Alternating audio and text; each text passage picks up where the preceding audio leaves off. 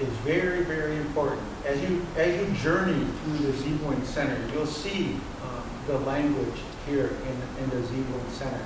You know, because the language was very important. It was taken away from the people.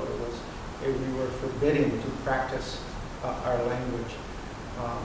So the language and the connection to our Creator is synonymous, you know.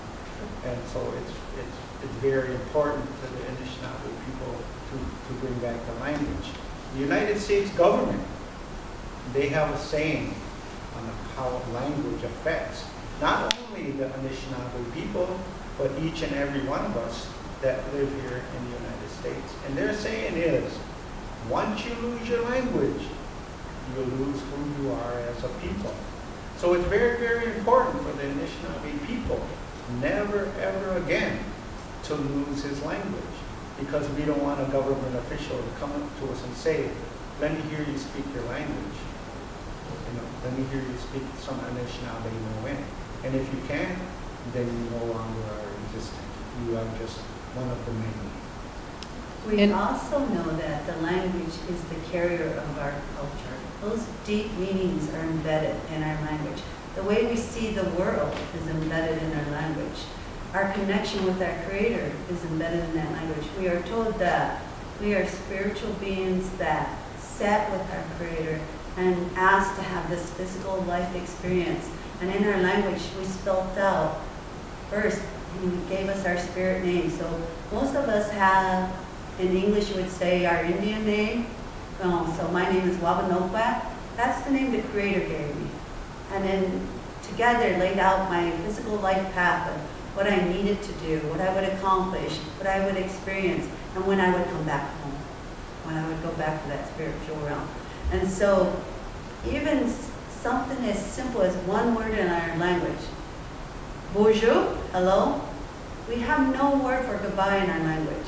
We think of ways to say that because in English, everybody also says goodbye, or I'll see you later. So we can come up with Omopi, Kawabaman, I'll see you later. But knowing we have no word for goodbye, that all things are connected, and that even from coming to the physical realm, we'll go back into that spiritual realm, there's no end. So we have no word for that goodbye.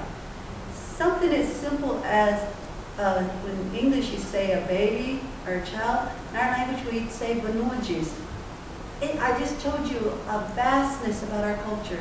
That means a young spirit coming towards you, and not you alone, towards you and your family and community, just from one word in our language. So the importance of who we are as a people is embedded in our language, and it's going to take great work to revitalize it. And the Sagno-Chippewa Indian tribe, as well as the other indigenous tribes here, and throughout the Great Lakes, throughout America and Canada, we are working hard to make sure that that language does not die. Because we know without it, we're losing the essence of who we are. The family structure is most important for me.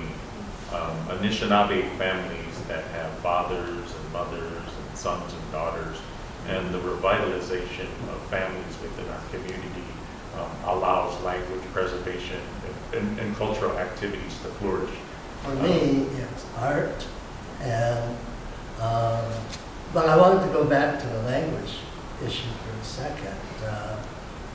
One of language is contextual, being an old communication arts teacher, and like they say, there's words that the English language has for things like duck, and in the native language, it's the beautiful bird that flies, walks, and swims, and with orange feet. And in the English language, it's duck, and it doesn't do right by that. But also, contextually, another example would be amen at the end of a prayer. Our prayers never end. I mean, when you go to a church and you sit there and you hear people pray and you say, amen. Now, we're alone, right?